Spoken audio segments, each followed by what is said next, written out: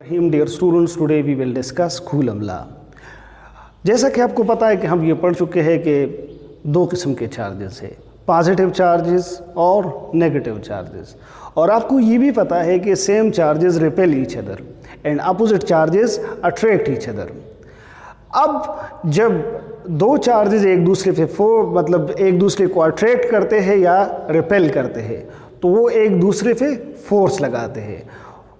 अब इस फोर्स की क्वांटिटी कितनी होगी, तो ये सबसे पहले जिसने मालूम किया था वो था कूलम। और द एपरेटस यूज्ड, उसने जो एपरेटस यूज़ किया था वो क्या था, टॉर्शन बैलेंस था।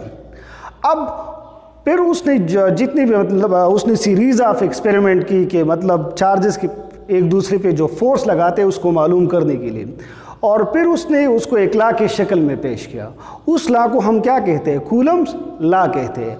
अब कूलम्स लॉ का जो स्टेटमेंट है वो क्या है, वो ये है कि the magnitude of the force between 2 point charges is directly proportional to the product of the magnitude of the charges and inversely proportional to the square of the distance between them. फर्ज करें अब हमारे पास दो किस्म के charges है, Q1 और Q2। ये दो चार्जेस है, उनके दरमियान जो डिस्टेंस है वो R है। क्या है, R है। अब कितना फोर्स होगा, तो इस लॉ के मुताबिक, यानी इस लॉ के मुताबिक ये फोर्स जो होगा ये डायरेक्टली प्रोपोर्शनल होगा to the product of the magnitude of the charges, to the product of the magnitude of the charges. यानी दो चार्जेस है Q1 और Q2, तो ये फोर्स डायरेक्टली प्रोपोर्शनल होगा to the product of magnitude of charges.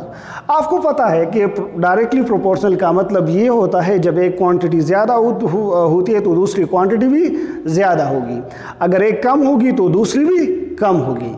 यानी इसका मतलब ये है कि अगर इन दोनों चार्जेस का जो प्रोडक्ट है अगर वो ज़्यादा होगा तो फोर्स ज़्यादा लगेगा। इस लॉ का जो दूसरा हिस्सा है वो ये है कि फोर्स इनवर्सली प्रोपोर्शनल होगा to the square of distance between them.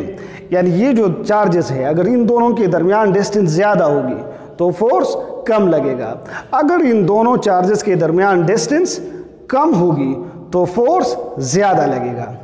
अब लेट्स सपोज ये इक्वेशन नंबर 1 है और ये इक्वेशन नंबर 2 है। तो अगर हम यानी कंपेयरिंग इक्वेशन 1 एंड इक्वेशन 2, तो अगर इन दोनों को हम कंपेयर करते हैं तो इफ़ बराबर होगा Q1 Q2 by R square. और जैसा कि आपको पता है कि जहाँ पे भी प्रोपोर्शनलिटी होती है तो हम क्या लगाते हैं, कांस्टेंट लगाते हैं। क्या लगाते हैं, कांस्टेंट।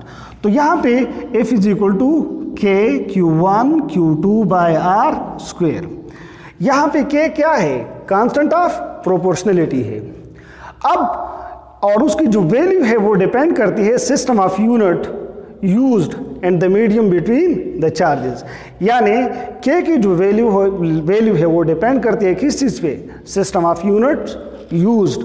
और दूसरी बात क्या है कि मीडियम बिटवीन द चार्जेस, यानी इन दोनों चार्जेस के दरमियान मीडियम क्या है, यानी मतलब ये फ्री स्पेस है, ये मतलब एयर है, या उनके दरमियान कोई इंसुलेटर लगा है, तो उन पे उसकी वैल्यू क्या करती है, डिपेंड करती है। अब K की जो वैल्यू है उसको हम वो बराबर है 1/4 परमिटिविटी ऑफ फ्री स्पेस।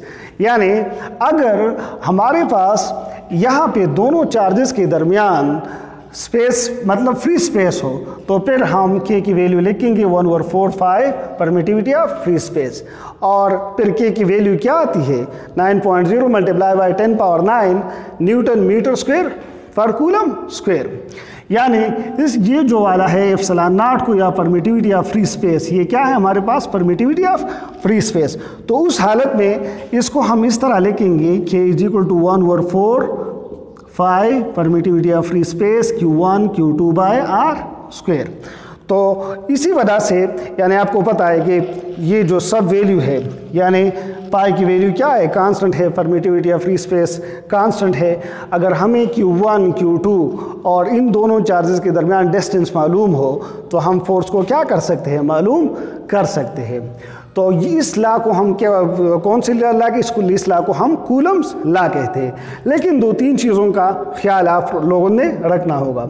ये जो इलेक्ट्रिक चार्जेस हम लेते हैं Q1 और Q2 are assume to be point or localise charges. ये Q1 और Q2 ये पॉइंट चार्जेस होंगे, लोकलाइज चार्जेस होंगे। और दूसरी बात उस पर यह है कि जिन बॉडीज़ पे ये चार्ज होगा वो क्या होगी, वो size of the bodies carrying charge is very small as compare to the distance between them. यानी इन बॉडीज जो जिन पे चार्ज है उनका साइज डिस्टेंस के मुकाबले में बहुत कम होगा। तो इस लॉ को हम क्या कहते हैं, कूलम्स लॉ कहते हैं। मैं रिवाइज करता हूँ कि कूलम लॉ क्या है। कूलम लॉ यानी सबसे पहले ये 1785 में कूलम ने पेश किया था और उसने मतलब जो फोर्स मालूम किया था, उसने जो इंस्ट्रूमेंट यूज़ के एपरेटस यूज़ की थी वो टॉर्शन बैलेंस था। और उसके लॉ क्या है, बुनियादी बात के फोर्स डायरेक्टली प्रोपोर्शनल है to the product of magnitude of charges, force inversely proportional है to the square of distance between them.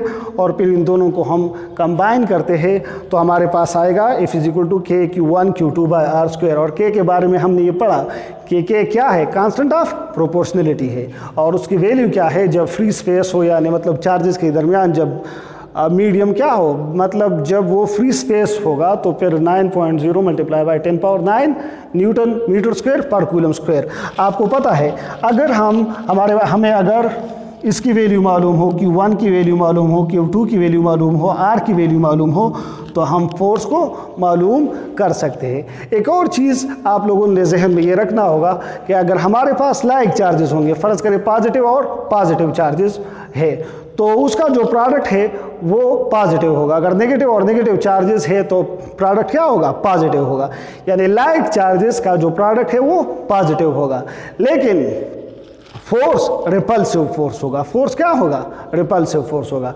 अगर अपोजिट चार्जेस है यानी एक पॉजिटिव है और दूसरा नेगेटिव चार्ज है तो यहाँ पे जो प्रोडक्ट आएगा वो नेगेटिव आएगा, लेकिन फोर्स क्या होगा, वो फोर्स अट्रैक्टिव फोर्स होगा। तो आज का जो हमारा टॉपिक था वो कूलम लॉ था। Thank you and have a nice day.